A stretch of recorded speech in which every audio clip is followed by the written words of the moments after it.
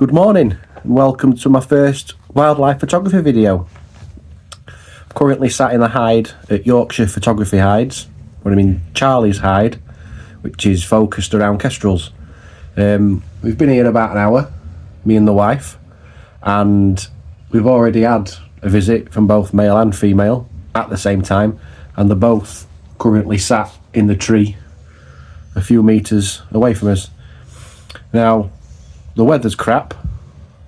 It's extremely cloudy, a bit misty, rainy, so there's not much chance of anything fantastic, I wouldn't have thought, but first shots were promising, so we'll see how we get on.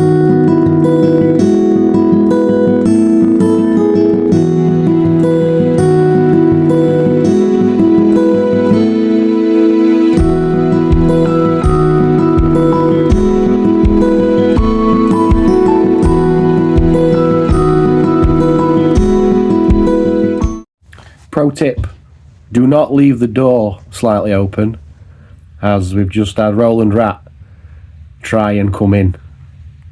It's scared the wife a little bit, and not something we want running around his feet while we're trying to photograph, so yeah, keep the door closed.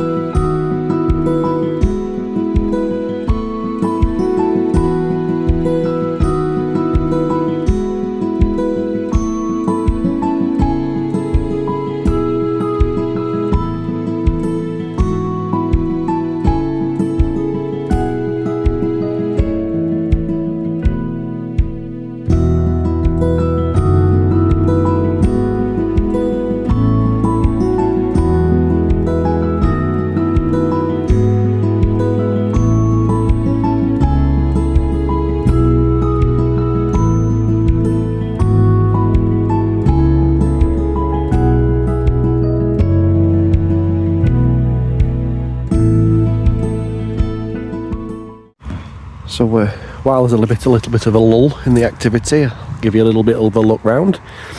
If you follow up the tracks that were at the start of the video and park up in front of the gate, there's a signpost that says Yorkshire Wildlife Hides. And then round here is obviously all the perches. Now there's plenty to choose from. There's currently a rat on top of the fence. I don't know if you can see it scuttling down. That could be the culprit from this morning trying to get in. But we've got stone wall. I think that looks like my favourite so far. We've not had them on there yet, but give it time. And a fair few different branches. So old telegraph pole. A few shots of them on there so far as well. I think if it's obviously in the summer, this pond gets quite a lot of activity with birds having a bath. And Mr. Rat, again, he's a bold one. I think it's out pinching all the stuff that I've put on, hoping to entice the jays.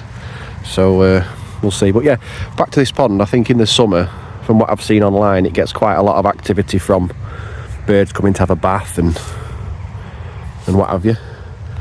Obviously, there's the hide, quite comfortable. A little bit cold. I mean, I told you the weather's crap. Proper winter day, December. Rubbish. So, yeah, fingers crossed for some more shots. So the weather's got worse. It's not much fun at all. Mists come quite close in, so the further perches are a bit of a no-no. We have got the stone wall, and there's like an old tree branch pretty close, so we've got a mouse on one of them at the minute. We've just got a problem with the rats trying to take the mice off the perches, so I'm having to dash out and stop them, which is keeping the birds away. But what can you do? They're currently both sat on the nest box, which is at the other side of the field. But I think we've got some half decent shots, and it's just nice to be out seeing them again. So fingers crossed they come back.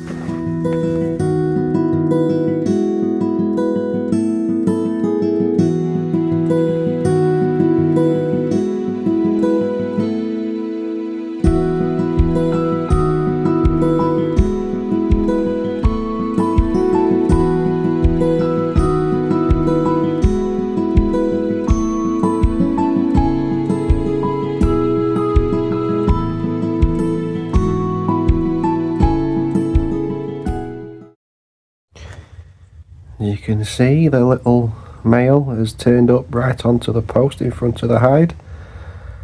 Conditions are crap, but it's still pretty cool to be able to watch him. We have had a mouse stolen by a rat as well, by the way. So, yeah, little sods. I think the female's currently still sat on top of the nest box out in the mist. But you can't complain when you get this sat in front of you.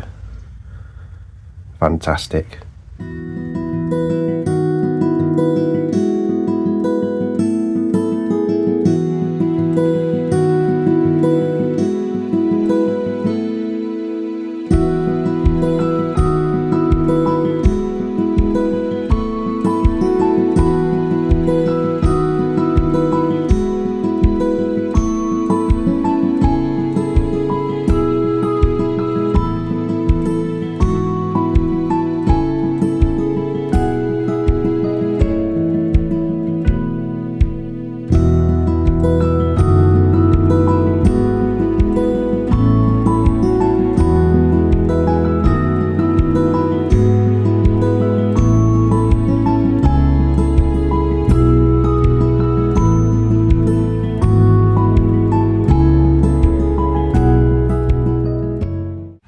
Now obviously I know hides can get people's opinions flared up and it can cause debate over whether it's ethical or not, but personally, in my opinion, I don't see a problem with it.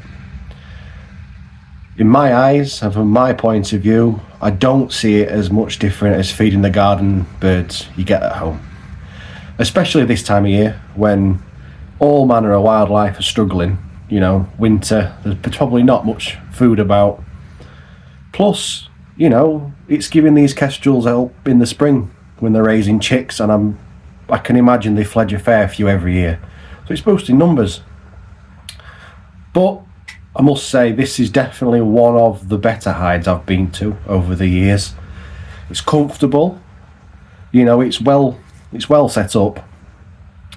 It actually looks pretty new, to be fair.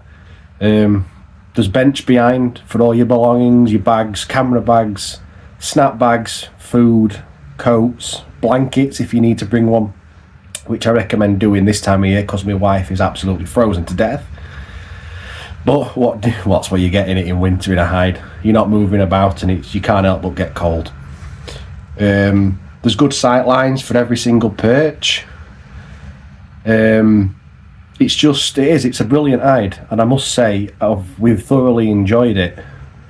There's hide plates for your ball heads, gimbal heads, tripod heads. The camo netting's made a difference. Even that has helped to keep the wind out, so it's not been as cold as it could have been. But I would highly recommend people coming back. I know we've been quite unlucky without the weather's turned out.